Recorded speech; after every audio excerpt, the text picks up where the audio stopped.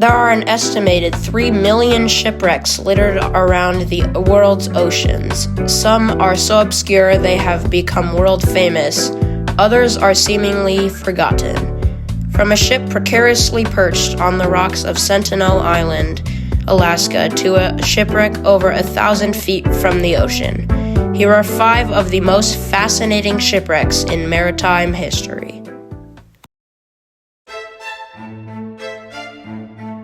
The SS Subic was a moderately sized passenger ship built for the White Star Line between 1899 and March 9, 1901. The ship set sail on its maiden voyage only 14 days later on March 23, 1901.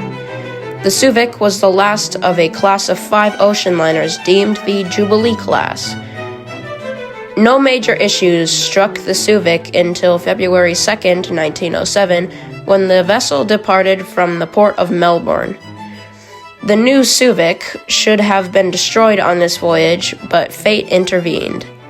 Heavy fog, sharp rocks, and strong winds were common off the Cornish coast of the United Kingdom. It was these conditions that should have ended the Subic. Thick fog cloaked the ship, and the crew had to use landmarks such as the Lizard Lighthouse. Using the lighthouse, they had determined their position. The crew determined they were 10 miles or roughly 16 kilometers away. Unfortunately, they had miscalculated, and the Subic was 16 miles or 26 kilometers from their estimated position. The miscalculation is blamed on the light beam cast from the Lizard Lighthouse being thrown off by the fog. This is the same concept that occurred the night the Titanic went down some 5 years later.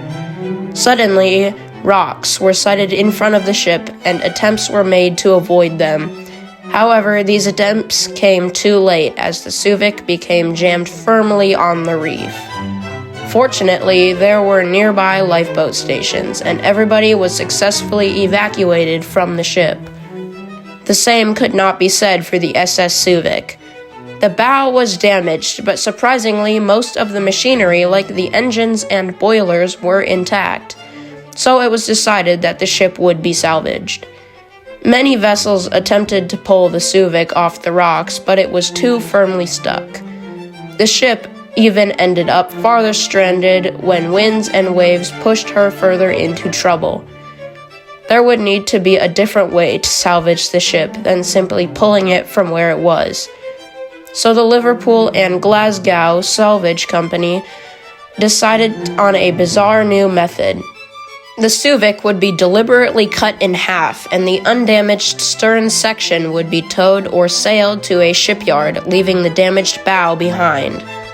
It was a daring scheme, but the White Star Line agreed. So the salvage company planted several explosive charges onto the ship to separate it from the stern. As modern cutting tools had yet to exist, when the Subic was finally broken apart, the stern sailed in reverse under her own power to Southampton, where a new bow was added to the ship, and the Subic was put back into service like nothing had happened. The Subic even ended up serving in a war. She was eventually scuttled in the Second World War and sank into the ocean's depths.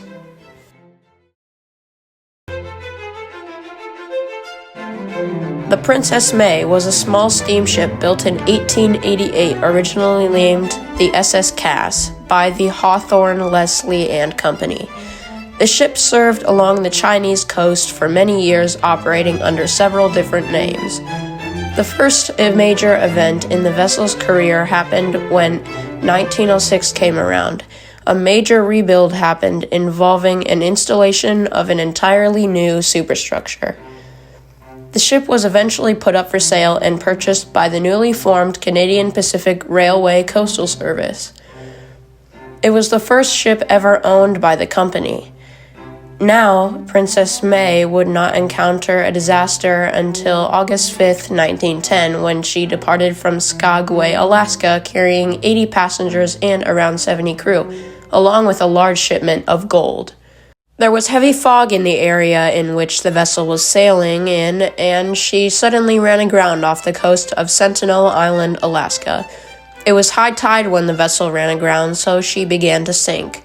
Power quickly ran out, but due to some quick thinking by the radio operator, a distress signal was able to be sent. Passengers, crew, cargo, and mail were removed from the ship, but the Princess May itself could not be refloated until high tide. This meant for a spectacular shipwreck would remain there for some time, but eventually she was refloated and repaired. The Princess May would go down to serve several years until the 1930s, when she was scuttled and destroyed.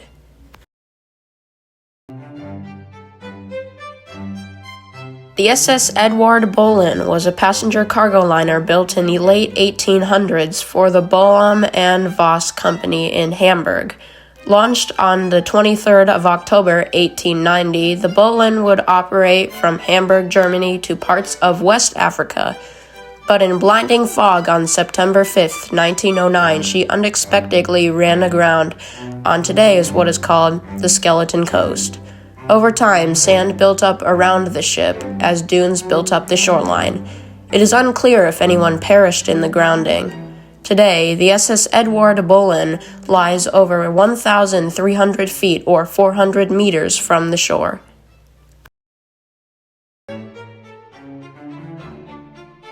The Honda Point disaster is a widely forgotten tragedy that has a huge impact on the United States Navy. It was the largest peacetime loss of Navy ships in history. In the late hours of September 8, 1923, 14 U.S. destroyers were steaming along the treacherous waters of Point Pedernales when miscalculations were made in location and speed. Suddenly, one after another crashed into some rocks on Honda Point. Some later ships in the convoy were able to avoid disaster as it unfolded. In total, 7 ships were lost, including USS Delphi, which was the leading ship of the convoy, and the United States ships Young, Lee, Nicholas, Chauncey, and Fuller. The 7 shipwrecks were not saved and were sold for scrap soon after the accident.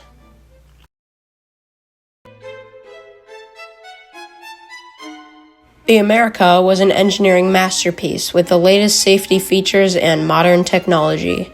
She was built at Newport News Shipbuilding and Dry Dock Company from 1938 to 1940. Shortly after, she was delivered to the United States lines where she would operate for the next 24 years. During these years, the vessel had successfully operated as a troop ship during the Second World War. The SS America was then sold to a Greek shipping company called Chandris Lines and renamed SS Australis. Eventually, the aging ship was sold again to Venture Cruises before being sold back to Chandris Lines after only one voyage. For the next few years, the former SS America would be sold time and time again until her final sale in the 1990s. The old ship would be towed to Thailand, where it would be restored into a floating hotel and museum called the SS American Star. But as always, something had to go wrong, and during this lengthy voyage, the ship broke her towline and ran aground on the island of Fuerteventura. Within days, the American Star had broken in half, and over the next few years, the 344 or 105-meter stern section had completely collapsed, leaving the bow section standing. Over the next few years, the shipwreck would become a tourist attraction for people interested in the ship or just to get a good photo. The dilapidated wreck would see use one more time, as a German documentary was filmed about the ship called Das Wreck der Amerika. In this production of the documentary, they brought many high-powered lights aboard to illuminate her one last time. A few years later, there was nothing left of the former SS America.